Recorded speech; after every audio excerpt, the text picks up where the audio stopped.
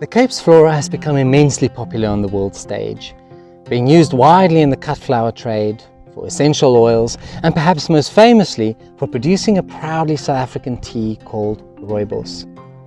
Even European settlers were struck by the sheer beauty and variety of our flora, especially Cape bulbs, which were shipped and eventually grown in greenhouses and botanical gardens throughout Western Europe.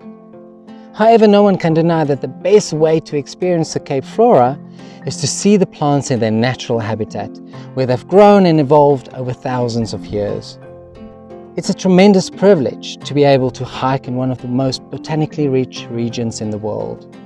Around every corner there's always something out of the ordinary, and even for experienced botanists, the Cape can be a treasure trove of new species and discoveries. From bizarre-looking flowers to medicinal plants which heals us, the Cape flora offers a million reasons to explore.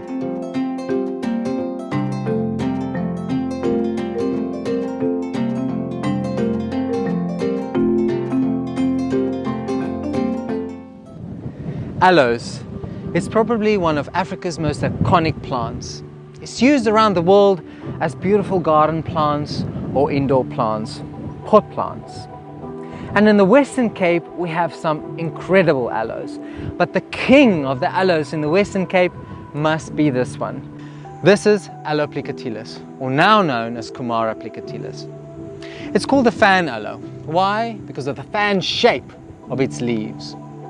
They're architecturally beautiful and used around the world as garden plants. With other aloes, when the leaves dry out and get old, they stay on the plant. With Aloe plicotilis, they fall off. And that gives it this beautiful smooth shape. If we look at this aloe, you'll see this black markings on the stem. And that is the fires. So the fynbos is well known for all its fires, hot fires that come through. It's important for the fynbos to have them. So if we take a look at the bark, you'll see that it's got a rough texture. It's a corky texture. And that corky bark protects and insulates the inside of the Aloe plicotilis so that the fires don't cook it and the plant don't die. Aloe plicotilis also flowers early spring. Beautiful aloe-like orangey red flowers that pops through. In summer, it can get very dry here. And daisies live all around us, all the cracks and crannies of the rocks. So when the daisies get thirsty and the moisture is a bit low in the surroundings, they climb up the Aloe plicotilis. They come to the top. This is the soft part. They nibble away and get the precious moisture that's in there. Once that's done, they've damaged this aloe. And when the strong wind comes, the aloe will surely break there and it falls to the ground, as what's happened with this one. But that's not a death sentence to the aloe. That's a little trick up its sleeve, because this cutting, you can see where they nibbled at the top. Now, when this cutting falls, hopefully it falls on a nice sandy bit of soil. And it doesn't take too long for roots to start to develop. And this will become a mature plant if all goes well. So this aloe has two clever ways of propagating itself, either via seed or cuttings from the daisies. Now the daisies droppings also provide vital fertilizer for the aloes. I mean, they become big, they need a lot of food to sustain themselves. One of South Africa's most beautiful aloes, an aloe that you don't see a lot. It prefers all the colder, cooler sides of the mountain, doesn't like that afternoon heat that we have in the summer. Now Aloe plicotilis is also used around the world as a pot plant and a garden plant. And isn't it spectacular and special to see them here in their natural habitat, in between the boulders on the cooler side of the mountains.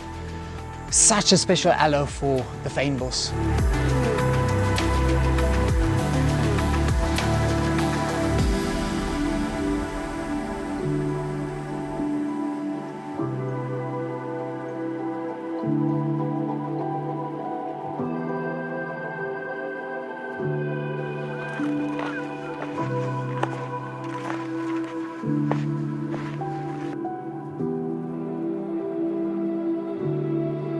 So it's summer in the Western Cape, so all the winter rains have just about disappeared. The soil is dry and the leaves are scorched. But this environment gives an opportunity for some plants to maximize on the pollinators that are still around. And one of those plants is this one. This is Ornithogalum conicum, or called the chinkering chi. Now, Ornithogalum sets out leaves when all the other plants around it sets out flowers. And it does so for the sole purpose of manipulating the situation and then send out flowers later. So it's making a lot of food with its leaves and then storing it in an extra large bulb underground. Now the rain stops and that triggers the plant to set out long floral shoots high above all of these scorched leaves at the bottom. This attracts a monkey beetle and it's almost guaranteed to get pollinated. All over the world, the chinkering chi is used as a cut flower. They make beautiful hybrids of it. Some of them are more scented, some of them are yellow, orange, or this beautiful white that we have here. Some of the stalks can get up to 1 meter long. Sometimes the common name is way more descriptive than the scientific name of plants. And the same can be said for Ornithogalum, known as the chinkering chi. Now, where does that name chinkering chi come from? Now, in the olden days, they would cut these beautiful long stalks of flowers and put them in vases in the house. And upon doing so, the stems would rub against one another, as we will do now. And that sound is literally the chinkering chi of the plant. So, looks can be quite deceiving in a dry, arid situation like this, with the wind out and the sun scorching. Some plants use this opportunity very well to their advantage to secure their survival.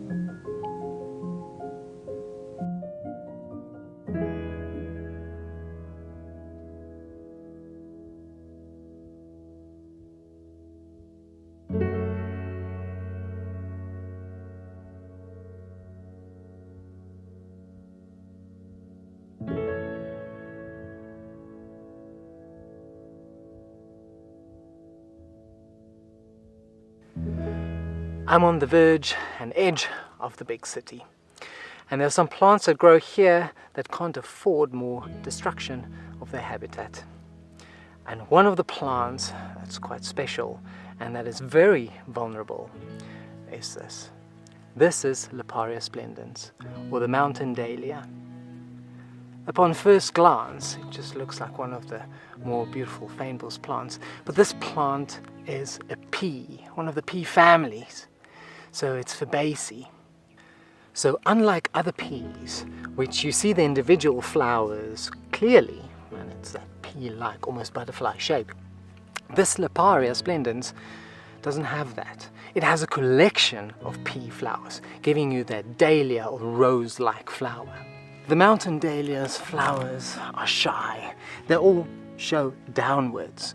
All the splendor is seen from the bottom up. And that's also where the name comes from, Liparia splendens, meaning splendid flower, shiny flower. Upon lifting it, you can see the incredible arrangement of hundreds of pea flowers, giving you this rose dahlia shape. It's not a big plant. The plant is quite stocky. It doesn't have a lot of leaves on it, but the flowers make up for it.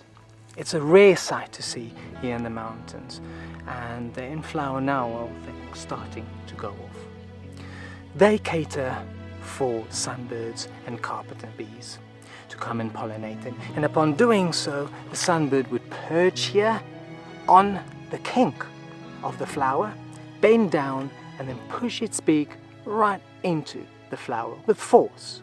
Upon doing so, the stamens and the pollen pops out of the flower and gets deposited onto the back and the neck of the bird, as you can see on my finger. The bird would fly out and do the same with the next flower.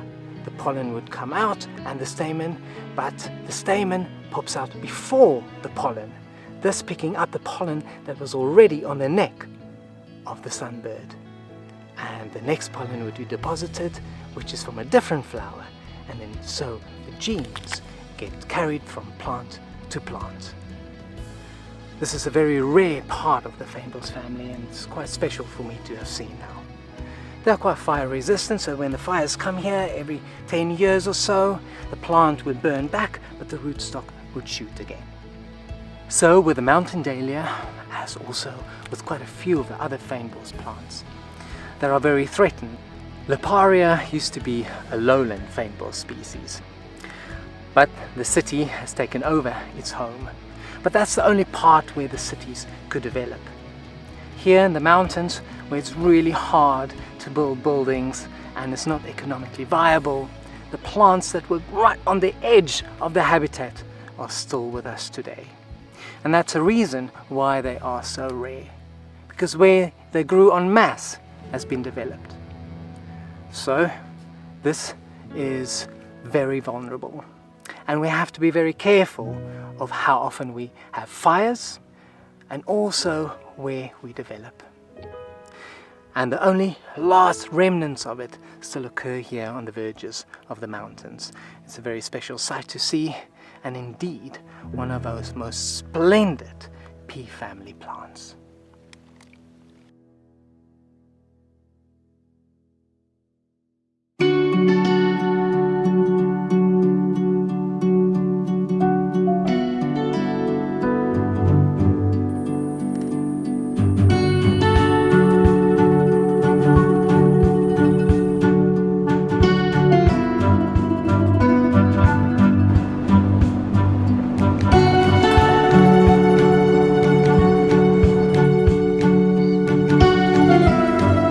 Daisies is a very common plant for gardens. We all have had a daisy of some sort in our gardens, and you go to a garden centre, that's probably one of the majority plants for sale, is daisies. Now the Western Cape has a large collection of endemic daisies, but this is my favourite. This is quite rare. This is Deia francisci, and it grows high on the mountains here in the Swartberg Pass. What we think of daisies, this one turns its head around, because this is not soft. This is not to be hugged and picked by your kids. This one is harsh. But to my eye, this plant is still extremely elegant. It's full of thorns, but the thorns gives it shape. It gives it that beautiful texture. And if you look in between the thorns, you'll see it's like spider webs covered in between, so soft and elegant, yet so harsh and very dangerous. When we look at the typical daisy flower, the same with this bouquet, it's full of little florets. One flower is made up of hundreds of little flowers. The scent is very, very sweet. I think it's a gorgeous cut flower too. Even the seed heads of last year has got character to it.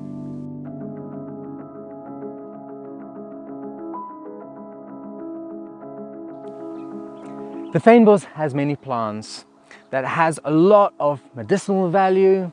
There are some plants with culinary value. There's some plants that has traditional values too. And one of them is this.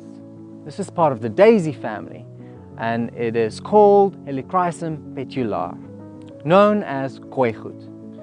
Now we use this plant as a bedding plant, as a creeper, as a rambler. They even use it in hanging baskets. It's used around the world, really. It's in full flower now, and you can clearly see those golden daisy flowers. It's a gorgeous plant. You can even prune it in any shape you want. They grow all along the highways from the Western Cape right through to KwaZulu-Natal. But this plant has been walking a long road alongside humans. It has a lot of uses. The common name for this plant is kooigoed. Where does that name come from? Well, not just kooigoed, it's also called a hiker's friend. So if you're hiking in the mountains and you forgot your cushion, or it's a little bit hard to sleep on the ground in your sleeping bag, then kooigoed is the answer. People would cut the flowers, cut the leaves, bunch them up and create a cushion or a little sleeping pillow. The leaves are used for coughs, colds and infections. When you have a bit of asthma and pain, then the leaves and flowers are burnt and you inhale that, and that should alleviate your symptoms. Kooigoed, also cut together with artemisia and burnt gives you a beautiful essence. But that essence is perfect and still used today to deter mosquitoes.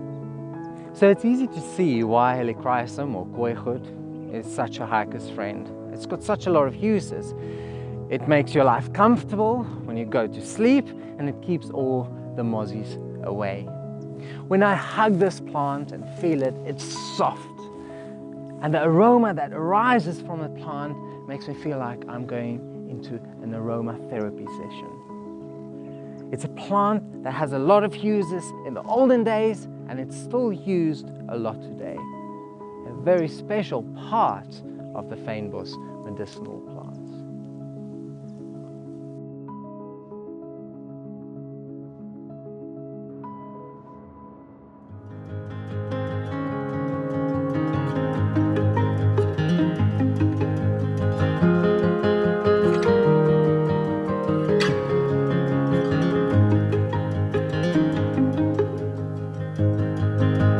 What's incredible about fynbos is that the diversity is so immense, not only with species but also with textures and colors.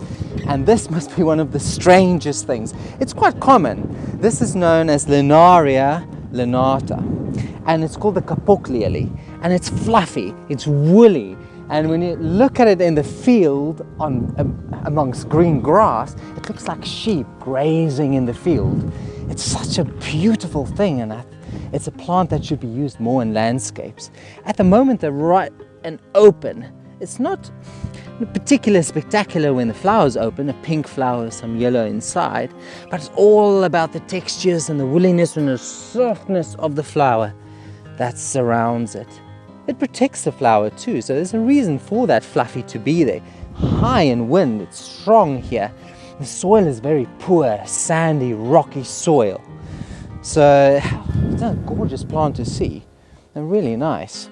If I look closer to the flower, you'll see that they're actually open at the moment. And these beautiful pink flowers are very strongly scented, honey scent. It's quite beautiful. Now, in Greek, linaria, lana means wool, and the flowers are covered with wool. So when the insects come to pollinate it, there are lots of little worms inside that are nibbling away. You only see the backsides of the beetles or the worms or any insect that's there, because they're all buried in the nice, comfy, woolly covering of the flowers. So linaria flowers profusely after a fire. The roots are woody and black, and they are fire resistant. But when the fire goes through, it stimulates a quick flush of flowers, and you get this beautiful display. One of the fynbos' very, very special lilies, the kapok lily.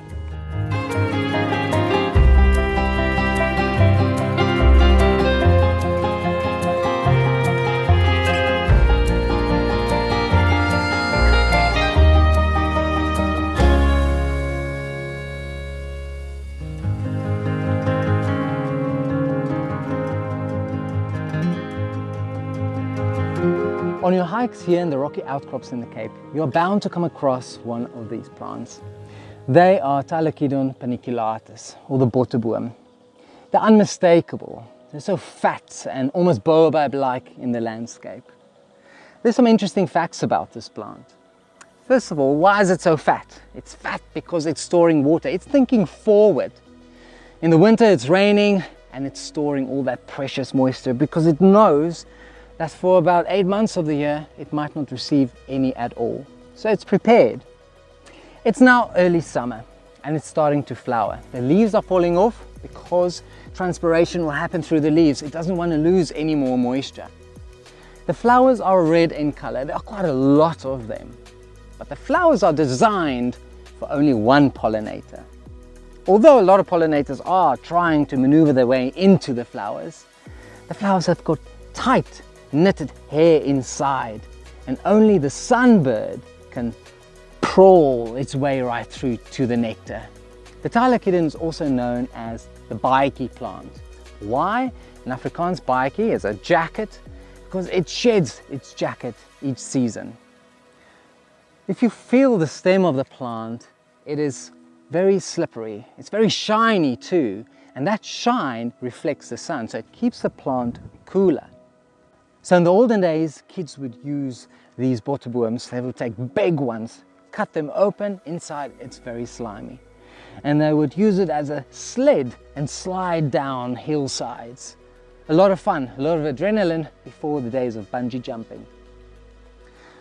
Bottlebrush also propagates through seed. As we know, the sunbird pollinates it, but it has another way of ensuring its kids' survival, and that is by cuttings. Now we have a lot of wind here, and the wind causes some of these brittle branches to break. And once they fall on a spot where there's sufficient moisture and a little bit of soil, they would start to root. Now there are a few of them that have fallen, and the callus is already forming, and if it's put on a bit of soil, which I will do with this little one, then roots will form and a new plant will develop. Also, upon these rocky outcrops, it might look very poor nutrition-wise, but where I am, it's full of daisies. They live underneath all of these cracks and crannies of the rocks. And if you look at the bottom of this plant, it's full of fertilizer as the daisies scrub away and clean their den, and all the droppings are around them everywhere. And when it rains, it washes away and dissolves the nutrients, and the bottlebrush can get to this size that you see here. It's a beautiful plant. It's not very rare. It grows all the way from Namibia right around the Cape towards the Eastern Cape. One of our gorgeous, succulent and very odd looking plants in the rocks.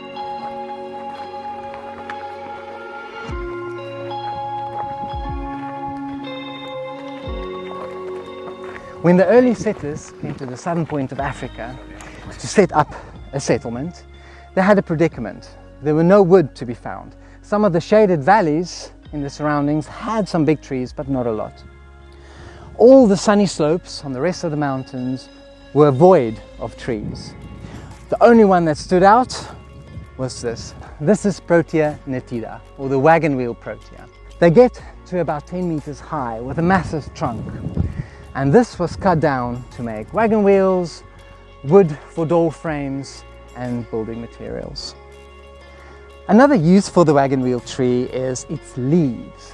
The settlers used to take leaves and then cook them with candied sugar in a rusty old nail in a pan, and that would form a rudimentary ink which they would use to write with.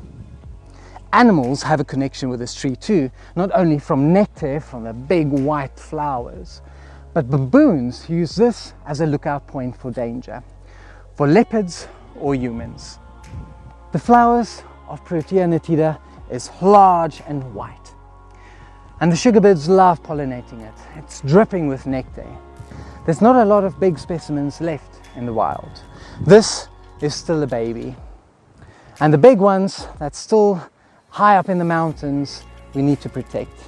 Those specimens might never reappear.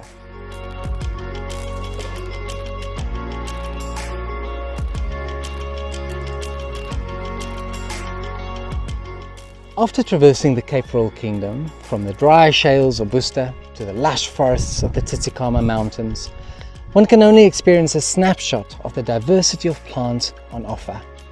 Despite hiking in the hottest and driest time in the Cape, the amount of wildflowers in bloom can still at times be overwhelming. After the long summer, soon the first autumn rains will drench the landscape and trigger a flurry of bulbs and annuals which will transform the Cape into a kaleidoscope of colour in spring. And so the Cape always has something in store and has to be one of the most exciting and beautiful places to see plants in the world.